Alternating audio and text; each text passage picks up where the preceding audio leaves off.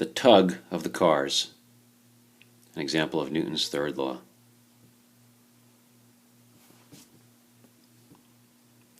Let's say we have a car here. The car is moving to the right and is gaining speed to the right. We can do a force diagram for the car. C for car, weight down, normal up, they're balanced, no acceleration vertical. But there is a force of the road on the car, and that force of the road on the car is equal to the friction. So we see here, we've got the force of the road on car pushing the surface parallel, pushing the car forward. That's the frictional force. The reason the car accelerates, it goes to the right, is because the tire pushes on the road, and therefore the road pushes back on the tire. It's very similar to how you walk. Tire pushes backwards, your foot pushes backwards on the road, therefore the road pushes forward on the tire. Your foot pushes backwards on the ground pushes forwards to make you walk. It's a third law example. Now the normal force is the force of the road perpendicular, and the friction force is the force of the road parallel. So this road parallel is your friction force. It's a static friction, because the moment the tire is making contact with the ground, so here's our tire, and let's say that's our ground right there. At that instant that it's making contact, this piece of the tire is static with the ground. The next instant later, a little bit later, this piece of the tire will then make contact with the ground as the tire rolls in. And this piece of the tire that was in contact rolls away. This piece of the tire simply lifts up, and then another piece of the tire comes in, flattens out on the ground, and makes contact, briefly a static friction. It'd be kinetic friction if the tire was sliding along the road. Kinetic friction is reserved for sliding. Something is sliding, you can think about as kinetic friction. But the instant the tire is in contact with the ground, for that brief period of time, like your foot's in contact with the ground, it's static with the ground. Since the tire rolls, the piece that's in contact gets lifted up and the next piece comes down, which gives a rolling friction much less than static or kinetic.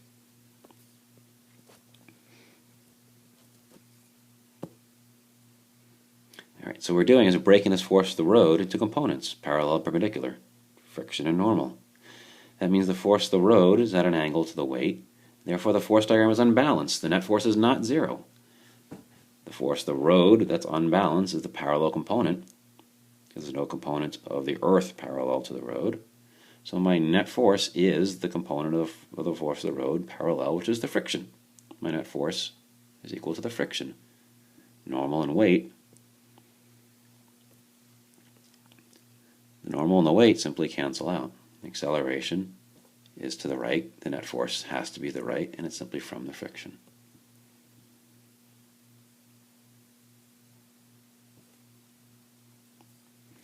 So the static friction is the net force, which equals ma by Newton's second law. Let's say there's some drag on this car. The car is now accelerating, goes faster and faster, and the force of the air on the car, the drag force, the air resistance builds up, so that the acceleration becomes zero. Acceleration goes away, meaning our net force now is zero. So no longer is the static force equal to the net force. The net force is zero. The static force is now equal to the drag force. So our car is moving at a constant speed. Let's say now we have a second car, car 1 and car 2. Car 2 pulls on car 1. Let's do the force diagram for car 2 and car 1. And say they're pulling on each other at a constant speed. Well, car 2, let's say, is heavier than car 1, so it's got a greater weight, and therefore the road pushes up more on it, greater normal force.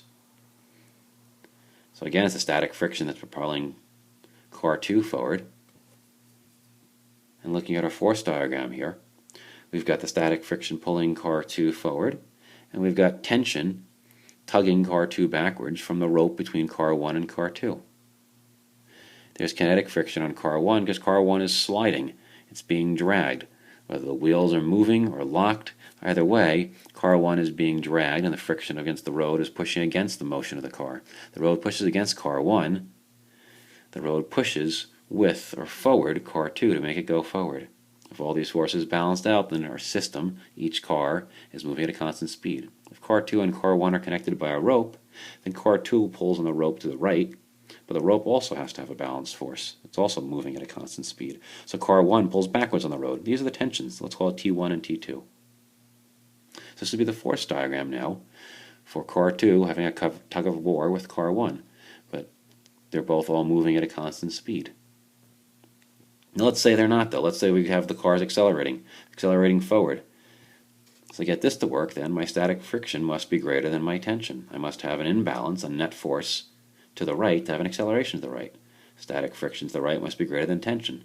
More force forward, more force to the right gives me a net force and acceleration to the right. So the cars are speeding up to the right.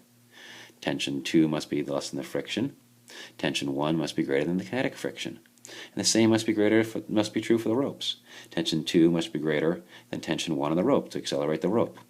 So that means each car has a net force to accelerate to the right. It's the same acceleration for car 1 and car 2 and the same acceleration for the rope.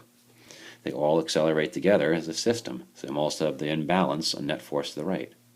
The net force to the right for each object, car 2, car 1, and the rope will be different because net force is mass times the same acceleration. Different masses, different net forces for the same accelerations.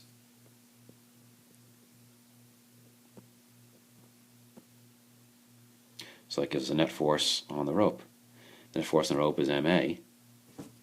The mass of the rope is pretty tiny compared to the mass of cars. So that means a very tiny net force, which means I have to adjust my vector here. T2 is just a little bit bigger than 1. But that means T2 and T1 are about the same.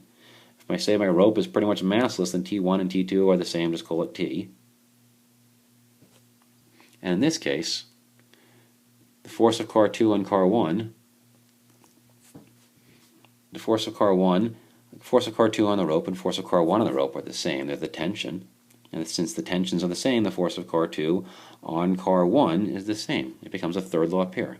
By calling this a massless rope, and calling the cars pulling on the rope creating the tension to equal the same, car 1 on the rope and car 2 on the rope have the same force. It's as if car 1 is pulling on car 2, since they pull on the ropes equally at either end. So force of car 1 and car 2 is equal to the tension, and that's the same tension as force of car 2 and car 1. So they act as a third law pair when my rope is massless. Again, my rope is massless not because it really has no mass, because the mass is so small that my net force is so small. The difference in tension, the difference in these cars tugging on the ropes is pretty much negligible. So therefore they tug on the ropes with equal and opposite force. They act like a third law pair. So now I have a force diagram reflecting this third law like pair of the force of car 1 and car 2, with the intermediary being the rope. It's just the same as if car 2 is directly tugging on car 1. Lock the cars together and show they're tugging on car 1, and I have the same exact description. Again, the force of static friction must be greater than the force of the kinetic friction. Force of static friction must be greater than this third law pair, this tension, this tugging, which must be greater than the kinetic. So therefore the static friction must be greater than the kinetic to get this thing to go forward, to propel forward, with a net force to accelerate it forward.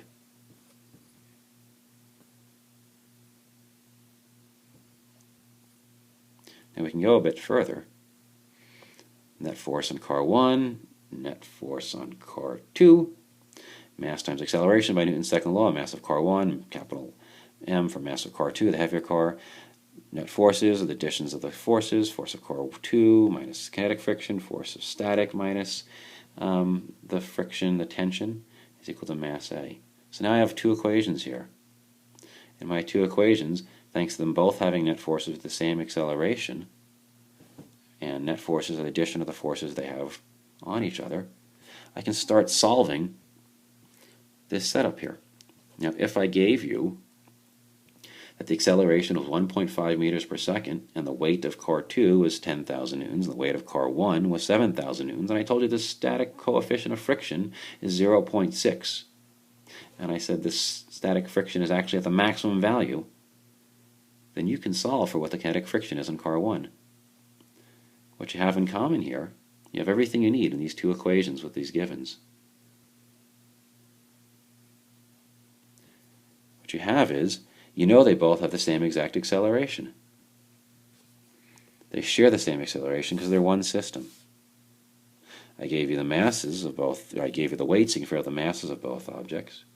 Because the maximum static friction is in effect, then you can use your formula, relate maximum static friction to mu and normal. And now you have an unknown, the third law pair C1 on C2. It's a third law pair C2 on C1. So you have one unknown, and you have the kinetic friction unknown. But two equations, two unknowns, it's now solvable. So solve for what the kinetic friction is.